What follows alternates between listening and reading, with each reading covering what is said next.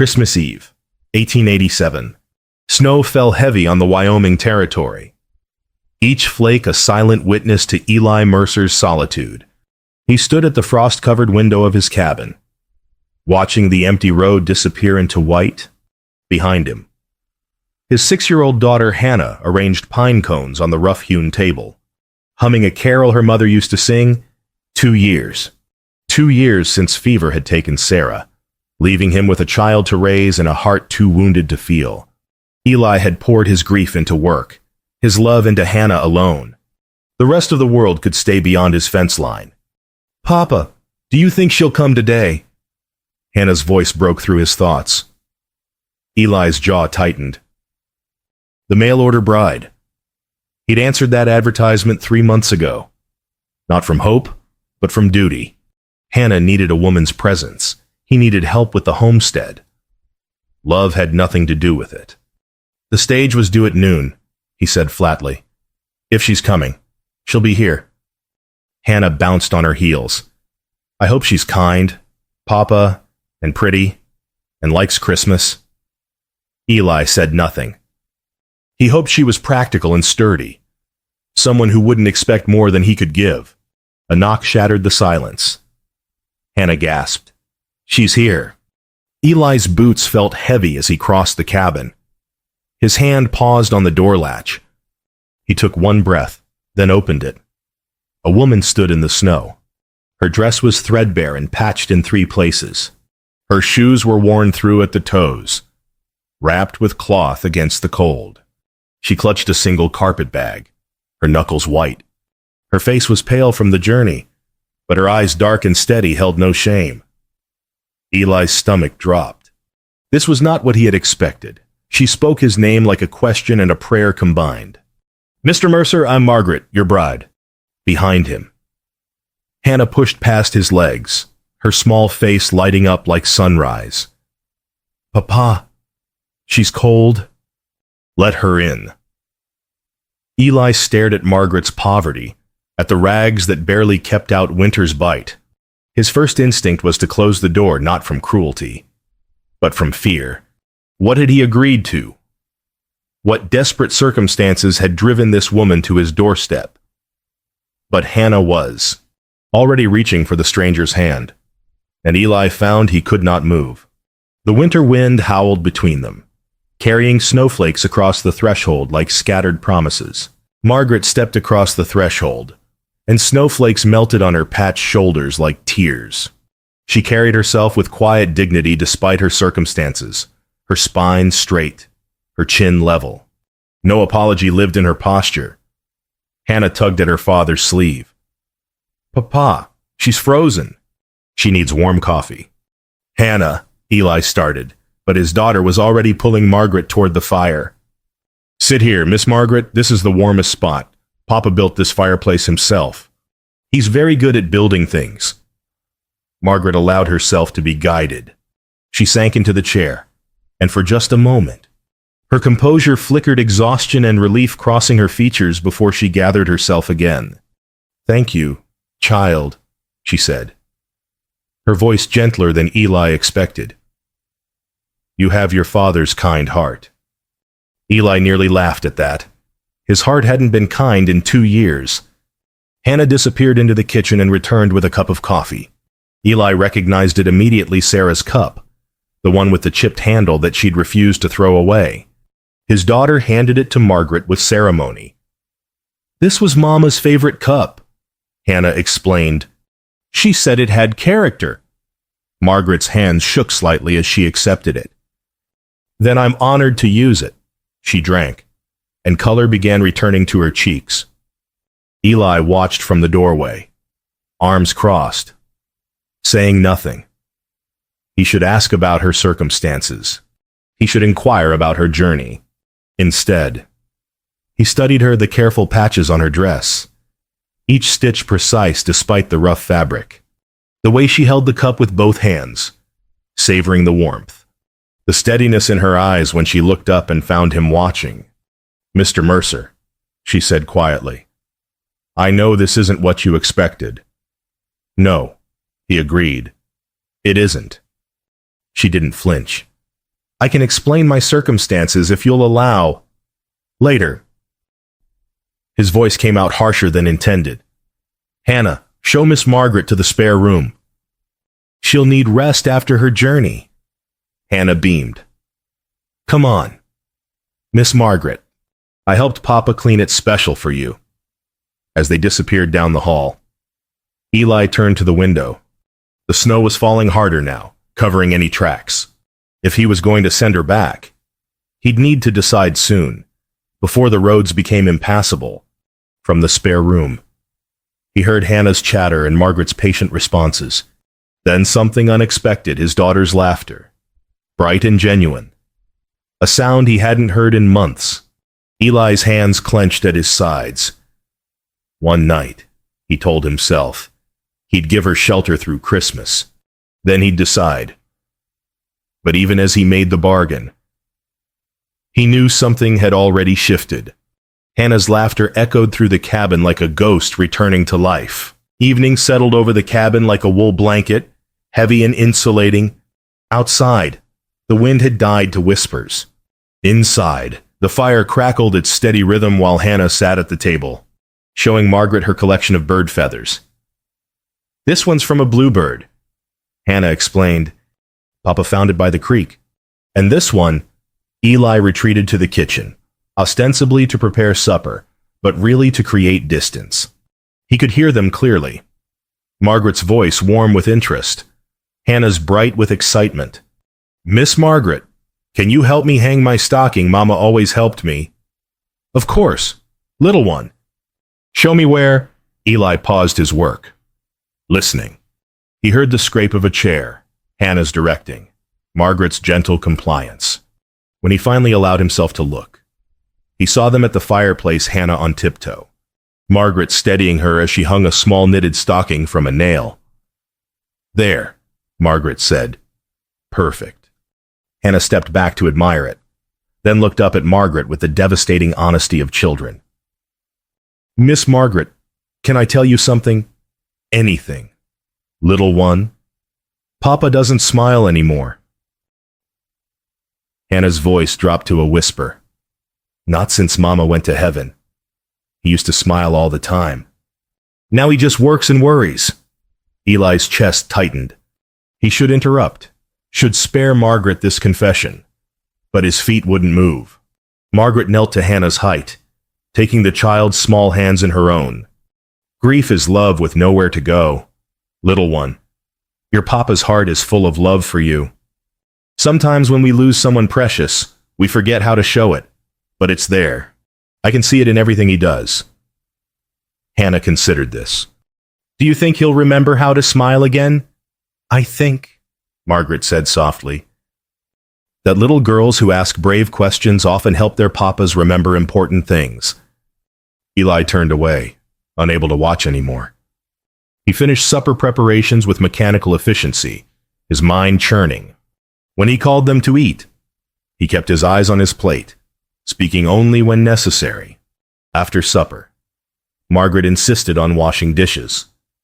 Eli didn't argue. He took Hannah to bed, listened to her prayers, kissed her forehead.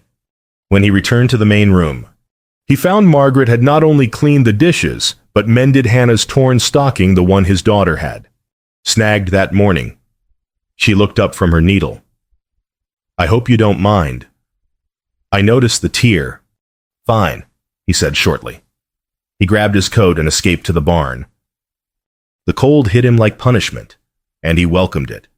He stood in the darkness, gripping his workbench, the same bench where he'd once carved toys for Hannah, where he'd shaped the cradle Sarah had so loved. His hands had been still for 2 years, his heart even more so. Through the barn's small window, he could see the cabin glowing with lamplight. Inside, a woman in rags was tending his home with more care than he'd shown it.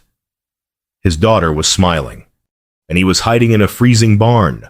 Sarah, he whispered to the darkness. What have I done? The silence offered no answers. But when he finally returned to the cabin, he found Margaret had banked the fire carefully and left a lamp burning low for him. Beside it, Hannah's mended stocking hung perfect and whole. Eli stood in the quiet cabin. And for the first time in 2 years, he felt the weight of his loneliness as something that might possibly be changed. Christmas morning dawned bright and cold, sunlight turning the snow to diamonds. Hannah woke first, her excited footsteps pattering across the cabin floor. Eli heard her gasp of delight from his bed and rose quickly. He found her at the fireplace, holding her stocking with wonder. Inside was a small wooden bird, carved from kindling scraps, humble but beautiful, with delicate wings and a turned head that seemed almost alive. "Papa, look what was in my stocking." Margaret emerged from her room, still in her threadbare dress but with her hair neatly brushed. She smiled at Hannah's joy. "It's a chickadee," she said. "They're brave little birds. They stay through winter when others fly away." Hannah clutched the bird to her chest. "Did you make this, Miss Margaret?" "I did. I hope you like it." "I love it." Hannah launched herself at Margaret, wrapping small arms around her waist. "Thank you. Thank you." Over Hannah's head, Margaret's eyes met Eli's. He saw uncertainty there had she overstepped. Eli managed a stiff nod. "That was kind of you," he said. The days that followed took on a careful rhythm. Margaret rose early, had coffee ready when Eli came in from morning chores. She tended the cabin with quiet efficiency, patching drafts, organizing the pantry, stretching their provisions with skill that spoke of hard experience. Hannah shadowed her constantly. "Miss Margaret, teach me to make biscuits. Miss Margaret, show me that stitch. Miss Margaret, tell me about Missouri." Eli watched from his careful distance. He took meals quickly, spoke in short sentences, retreated to work whenever possible. His heart remained armored, his walls firmly in place. Yet he noticed things. The cabin felt less empty. Hannah's nightmares, those terrible dreams where she cried for her mother, had ceased. Margaret's presence filled spaces he hadn't realized were hollow. One evening, Hannah brought him a sampler she'd been working on with Margaret's help. The stitching was crooked but earnest. "Home is where love grows." "Miss Margaret helped me with the hard letters," Hannah said proudly. "She's a good teacher." "Papa, did you know she was a real school teacher in Missouri?" Eli looked at the sampler, then at his daughter's hopeful face. "It's fine work." Hannah Bird. "Miss Margaret says I have patient hands, like Mama did." The mention of Sarah no longer brought only pain. Something else mingled with it now, something like gratitude. That night, after Hannah slept, Eli sat at his workbench. His hands reached for carving tools that had gathered dust for 2 years. Almost without conscious thought, he began to shape a block of pine. A flower emerged. Simple, with 5 petals and a curved stem. Not his best work. His hands were out of practice. But it was something. He told himself it was for Hannah. But when he finished, he set it aside carefully, wondering if Margaret would find it beautiful despite its roughness. The second week of January brought bitter cold and clear skies. Eli rode to the north pasture to check on the cattle, leaving Margaret and Hannah to their domestic rhythm. When he returned at dusk, he found them at the table. Heads bent over Hannah's primer. "Sound it out, little one." Margaret encouraged. "You know this word." Free." Hannah sounded carefully. "Freedom. Excellent. You're reading so well." Eli hung up his coat, watching them. Margaret's patience seemed endless, her praise genuine. Hannah glowed under her attention. After supper, Hannah fell asleep on the rug before the fire, exhausted from the day's lessons. Eli carried her to bed while Margaret cleaned the kitchen. When he returned, he found her mending by the dying fire, her needle moving with practiced grace. He should go to bed. He should maintain his distance. Instead, he poured himself coffee and sat in the chair opposite her. The silence stretched, comfortable yet weighted. Finally, Eli spoke. "You were a school teacher." Margaret's hand stilled briefly. "Yes, in Missouri." "How did you come to answer my advertisement in such He paused, searching for words that weren't cruel. Such poverty. She finished for him, no bitterness in her tone. He nodded. She set down her mending, folding her hands in her lap. When she spoke, her voice was steady. My father was a respected man in our town, a merchant. I was educated, taught school for 3 years. When he died last spring, I discovered he'd left nothing but debts. She paused, and Eli saw the pain cross her features before she composed herself. I sold everything, the house, the furniture, my mother's jewelry, everything to pay what he owed. I kept only my integrity, and the teaching position given to a married woman. A widow without family ties was considered unsuitable. She spoke without self-pity. No family remained to help. No prospects emerged. I saw your advertisement in the St. Louis paper.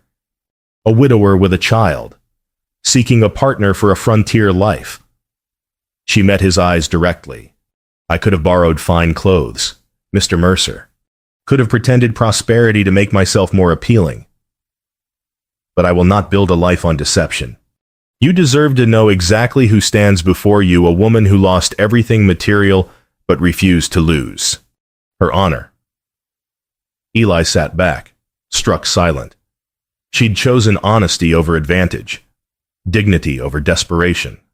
His wife had possessed that same fierce integrity. That took courage, he said finally. More than most men I know. Something softened in her expression. Thank you for saying so. They sat in silence then, but it was different, less guarded. More like two people beginning to understand each other. The next day, Hannah fell while playing and cut her knee on a stone, before Eli could react. Margaret was there, calm, gentle, skilled. She cleaned the wound with careful hands, soothed the tears with soft words, and within minutes had Hannah laughing about her battle scar. Eli watched, his throat tight. This woman in rags possessed more worth than any he'd ever known. That night, he left the carved wooden flower on the kitchen table. In the morning, it was gone. He found it later on Margaret's windowsill, catching the winter light. Neither of them mentioned it. But something unspoken had passed between them, fragile as frost, but present. The third week of January brought Eli to town for supplies. He drove the wagon through snow-packed streets, his breath clouding in the bitter air. The general store was warm and crowded with townsfolk escaping the cold. He'd barely begun gathering supplies when Widow Carson descended upon him, her circle of gossips in tow.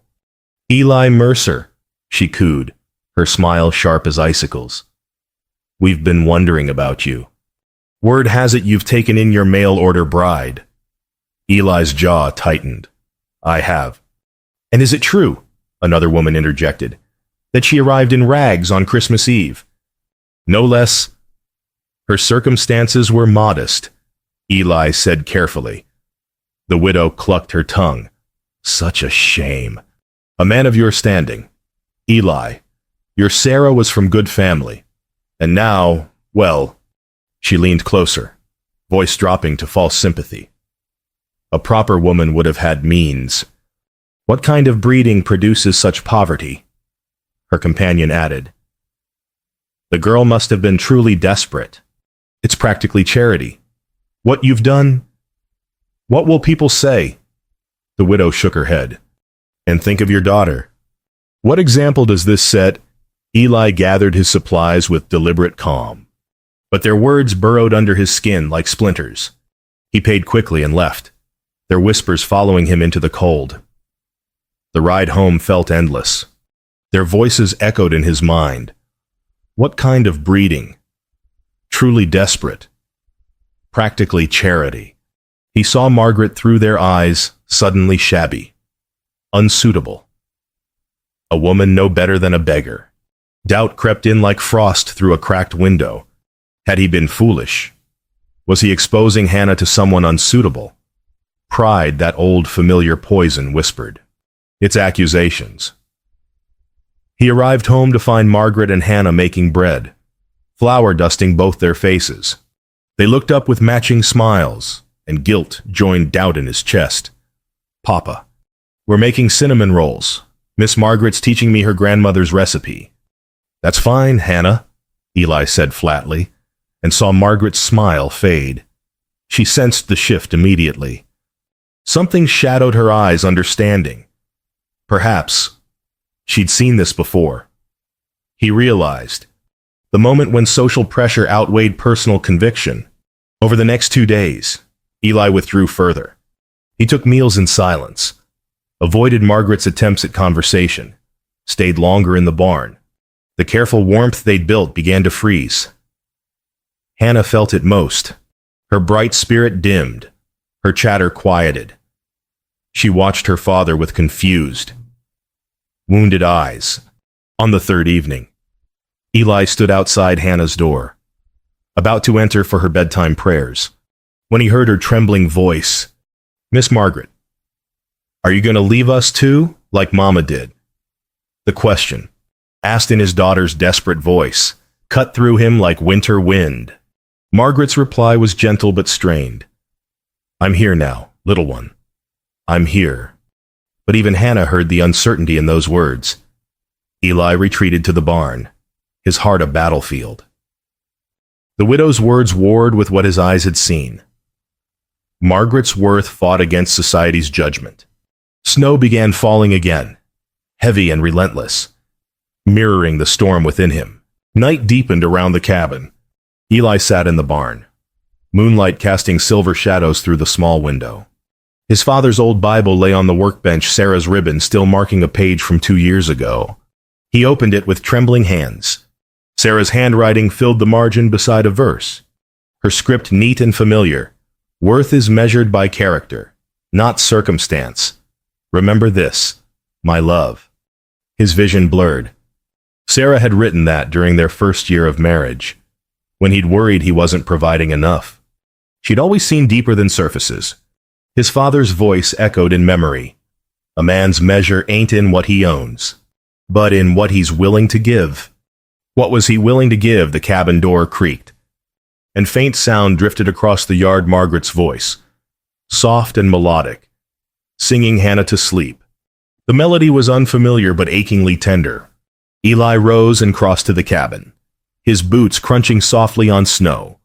He entered quietly, moving through the kitchen to the hallway. There. He stopped in the shadows. Margaret sat beside Hannah's bed, her threadbare dress clean and pressed despite its patches. Lamplight softened her features as she smoothed his daughter's hair.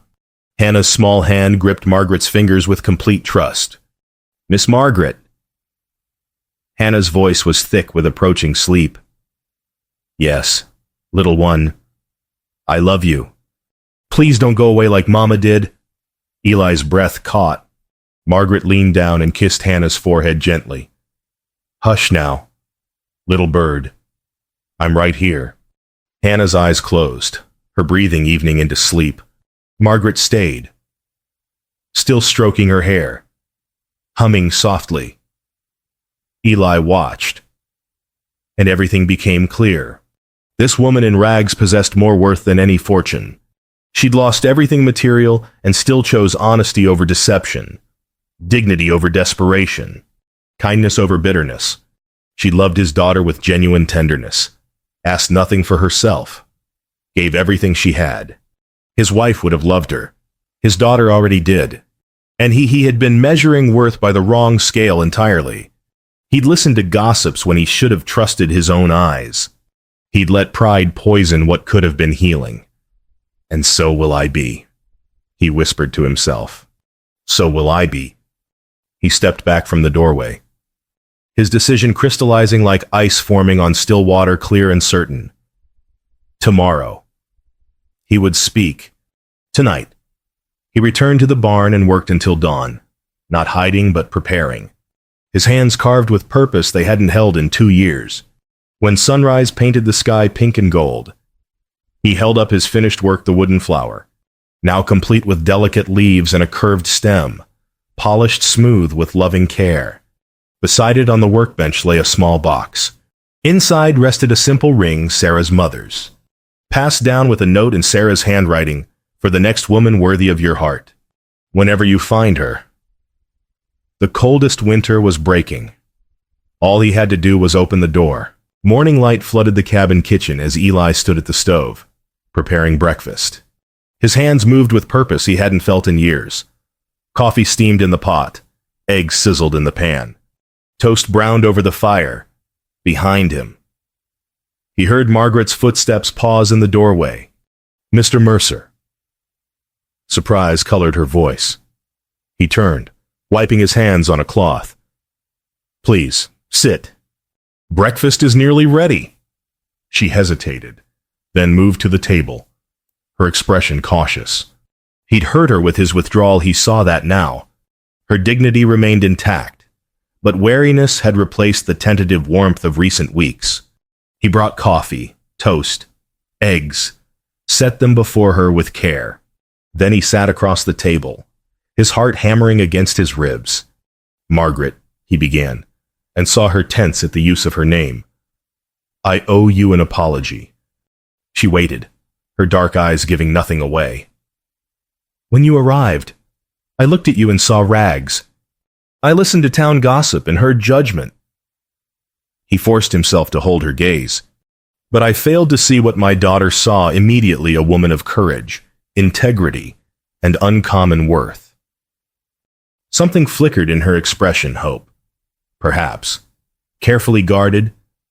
You could have come to me and borrowed finery and pleasant lies, he continued. Instead, you came in truth, offering exactly who you are. That takes more courage than any man I know. He paused, gathering strength for what came next. My wife died believing that character matters more than circumstance. I nearly forgot that lesson. His voice roughened. Thank you for reminding me. Margaret's eyes glistened, but she remained silent, waiting. Eli reached into his pocket and withdrew the carved flower, setting it on the table between them. Beside it, he placed the small box. I've watched you these weeks, he said. Your kindness to Hannah, your dignity despite hardship, your strength in facing judgment.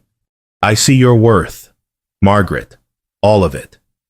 He opened the box, revealing the simple ring. This was my wife's mother's ring. Sarah left it with a note for the next woman worthy of my heart. Margaret's composure cracked. Tears spilled down her cheeks. I choose you, Eli said, his own voice breaking. Not despite your circumstances, but because of who you are within them. Your poverty doesn't diminish you, it reveals you. When you lost everything, you kept your honor. That's worth more than any fortune. He reached across the table and took her hand, the first intentional touch between them. Her fingers were warm in his, trembling slightly. Will you stay? Margaret, not as arrangement, but as family, not as charity, but as chosen, not as obligation, but as... He stopped, the word too large for his wounded heart to speak. But she understood. She always had. Yes, she whispered. Yes. Eli, I will stay, and I will spend every day proving your trust well placed. Her tears fell freely now, not of sorrow, but of being truly seen, truly known, truly chosen. He squeezed her hand, and felt something long frozen begin to thaw. From the hallway came small running footsteps. Hannah burst into the kitchen, having heard everything. Papa, Miss Margaret. Does this mean she's staying forever? Does this mean she'll be my... She stopped, afraid to speak the word aloud. Margaret opened her arms, and Hannah flew into them. I'm staying, little bird, I'm staying. Hannah's sobs of joy filled the cabin as she clung to Margaret with all her small strength. Then she reached for her father, pulling him into their circle. Eli wrapped his arms around them, both his daughter and the woman he'd chosen. The three of them held each other while morning light streamed through the window, illuminating them like a benediction, for the first time in 2 years. Eli smiled, and his heart, so long armored in grief, began to beat with hope again. Sunday arrived cold and clear. Eli helped Margaret into the wagon. Noting how she wore her threadbare dress with quiet dignity, he'd offered to buy her new clothes, but she'd declined. "Let them see who you chose," she'd said. "Let there be no deception." Hannah sat between them, holding both their hands, forming a bridge. Eli flicked the reins, and the horses moved forward toward town. At church, the congregation turned as they entered. Eli felt the weight of their stares, heard the whispers begin. He squared his shoulders and guided Margaret and Hannah down the aisle to their pew. After the service, Widow Carson approached, her smile fixed and false. "Eli, dear," she cooed, "so good to see you. And this must be Mrs. Carson," Eli interrupted, his voice carrying clearly. "I'd like to properly introduce my intended wife, Margaret." The widow's expression sharpened, ready to deliver some cutting remark. But Eli continued before she could speak. "She came to me with nothing but her character, and I found it worth more than any fortune I've ever known. I reckon that's the truest wealth there is." Silence fell around them. The widow's companions exchanged glances. Eli wasn't finished. And if this town measures worth by cloth rather than character, then this town has some learning yet to do. He offered Margaret his arm. She took it, her head high, her dignity unshakable. For a long moment, no one moved. Then Mr. Thompson, the blacksmith, stepped forward. He removed his hat and bowed slightly to Margaret. "Well said. Mercer, we'd be honored to welcome you to our community. Miss Margaret, anyone with sense can see quality when it stands before them." His wife joined him, taking Margaret's hand warmly. "We'd love to have you for supper sometime. Our door is always open." Others followed the banker's wife, the schoolmaster, the Reverend himself. The tide turned, gossip giving way to grace, judgment yielding to generosity. Even the widow managed a tight smile before retreating. The ride home was peaceful. Hannah chattered about the Reverend's sermon while Margaret and Eli exchanged glances that spoke more than words could convey as they approached the cabin. Eli pulled the wagon to a stop. "What is it, Papa?" Hannah asked. But he was looking at the cabin doorstep, where something had caught his eye. He climbed down and helped Margaret and Hannah to the ground. There, beneath the melting snow, pushing up through the cold earth, green shoots emerged, purple and gold crocus heads just beginning to open. Hannah spotted them and gasped. "Papa Mama's flowers are coming back." She knelt beside them, touching the delicate petals with wonder. Margaret knelt beside her, her threadbare dress trailing in the snow. "They've been there all along, little one," Margaret said softly, "just waiting beneath the surface, waiting for warmth to help them bloom." Eli understood perfectly. Hope didn't die when love was lost. It waited patient and persistent for someone brave enough to let it grow again. He joined them, kneeling in the snow, for a long moment. The three of them regarded the flowers small, brave, certain of the spring to come. Then Eli stood and offered Margaret his hand. She took it, her eyes meeting his with a trust that humbled him. "Welcome home, Margaret," he said. She rose, her smile radiant despite her poverty, beautiful because of her worth. "I believe I am home, Eli, finally and truly home." Hannah took her father's other hand, and together three where there had been two. Whole where there had been broken, they stepped across the cabin threshold. Inside, the fire burned warm. On the table, Margaret's carved wooden flower stood in a cup beside Sarah's Bible. Old love honoring new. Outside, the winter sun broke fully through the clouds, flooding the land with golden promise. The crocus flowers stood guard by the door, purple and gold against the white snow-brave harbingers of spring, proof that beauty survives even the harshest winter. Through the window, three silhouettes moved about the golden-lit cabin: father, daughter, and the woman chosen not despite her rags, but because of her radiant worth. Their laughter mingled with the crackling fire, filling spaces long left empty. Home isn't where you hang your hat. The old saying goes, it's where your heart learns to trust again. And in that cabin on the Wyoming frontier, where winter was surrendering to spring and grief was yielding to hope, 3 hearts had found exactly that. The coldest winter breaks when someone's brave enough to open the door. Eli had opened his, and Grace, wearing threadbare clothes and carrying only her integrity, had walked through